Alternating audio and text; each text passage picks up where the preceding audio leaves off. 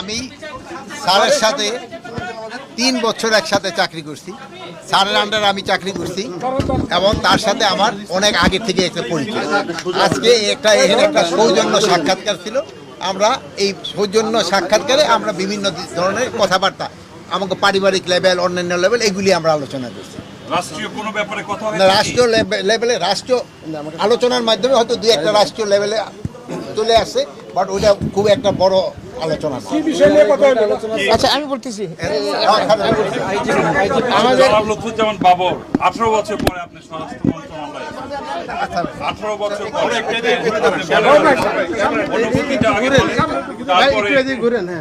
তারপরে আপনি কেন এসেছিলেন এইটা বলেন। প্রথমে আমি মহান রাব্বুল আলামিনের কাছে শুকরানা আদায় করি যে আমি 17.5 বছর পরে আল্লাহ পাক আমাকে নির্দোষের মাধ্যমে জেল থেকে ছুটেছি এবং আজকে জাতীয়তাবাদী দল, বাংলাদেশ জাতীয়তাবাদী দল থেকে একটা টিম করা হয়েছে। সেই টিমের মধ্যে আমি একজন, আমার সাথে সিনিয়র সেক্রেটারি আছেন কামরুজ্জামান সাহেব, রিমন সাহেব, তারপর হচ্ছে আরগঞ্জে মাহবুব সাহেব আছেন এবং আরেকজন আছেন আমাদের সাথে, তিনি আজকে আসতে পারেননি। তো যাই হোক, আমাদের আসার উদ্দেশ্য আমাদের কিছু কিছু জিনিস আমাদের ম্যাটার অফ কনসার্ন হয়ে দাঁড়িয়েছে, উদ্বিগ্নের জায়গা, যেগুলো আমরা ওনাদের সাথে অত্যন্ত আন্তরিকতার সাথে অত্যন্ত সৌহার্দ্যপূর্ণ পরিবেশে আলোচনা করেছি। সেই সৌহার্দ্যপূর্ণ আলোচনার মধ্যে আমরা আসছি বিশেষ করে বর্তমান ইন্টারিম গভর্নমেন্ট, মাননীয় প্রধান উপদেষ্টা এবং বর্তমান সরকারকে সাহায্য করার জন্য। সেই সাহায্য হিসাবে যেগুলো কনসার্ন করে আমরা সেইগুলো আমরা ওনাদেরকে আমাদের ব্যক্ত করছি। উনিও একই জায়গায় একমত পোষণ করছেন। মোটামুটি খুব আলোচনা অত্যন্ত ফলপ্রসূ এবং সৌহার্দ্যপূর্ণ হয়েছে। আপনি বললেন যে উদ্বিগ্নটা কি, বিষয়টা কি, ইস্যুটা কি? উদ্বিগ্ন যেমন আমাদের পার্শ্ববর্তী দেশে পতিত সরকার যে শেখ হাসিনা, ওনার সাথে একটা বিশেষ শিল্পগোষ্ঠী, পত্রিকায় দেখেছেন আপনারা, এসএলএম গ্রুপ, তারা সেখানে একটা মিটিং করছে, সমস্ত পত্রিকা আসছে।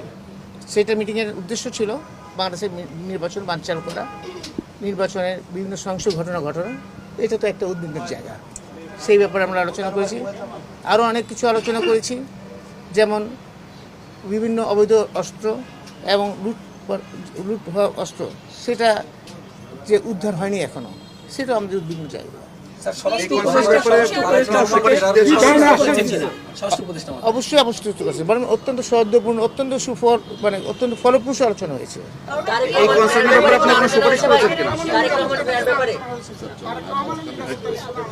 আরেকটা জিনিস আমি বলছি, আলোচনা হয়েছে একটা ব্যাপার আমরা কনসার্ন করছি, যেটা খুব রিসেন্টলি এএসআই নিয়োগটা হচ্ছে।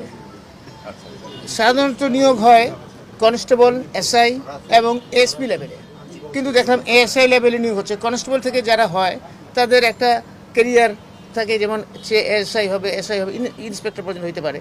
আবার এসআই লেভেলে যারা হচ্ছে তারা এসআই থেকে ইন্সপেক্টর হয়ে ডিআইজি পর্যন্ত হয়েছে, অনেক উদাহরণ আছে। আবার এসপি থেকে তো আইজি পর্যন্ত হতে পারে, কিন্তু এখন এএসআই পর্যন্ত সেটা একটু বিভিন্ন জায়গায়, কারণ কনস্টেবলদের মধ্যে একটা বিভিন্ন রকম একটা অবস্থান দেখছি, সেটাও একটা আমাদের উদ্বিগ্ন। সাবেক স্বরাষ্ট্র মন্ত্রী হিসেবে আপনি কি মনে করেন দেশের আইন শৃঙ্খলা পরিস্থিতি এখন ভালো না খারাপ, আপনি কি মনে করেন? আমি এটুকুই বলবো না, ভালো করার যথেষ্ট চেষ্টা করছেন, আন্তরিকতা কোনো কমতি নেই। ইনশাল্লাহ দ্রুত ফেরত আসবে, আপনারা দোয়া করবেন। আল্লাহ হাফেজ।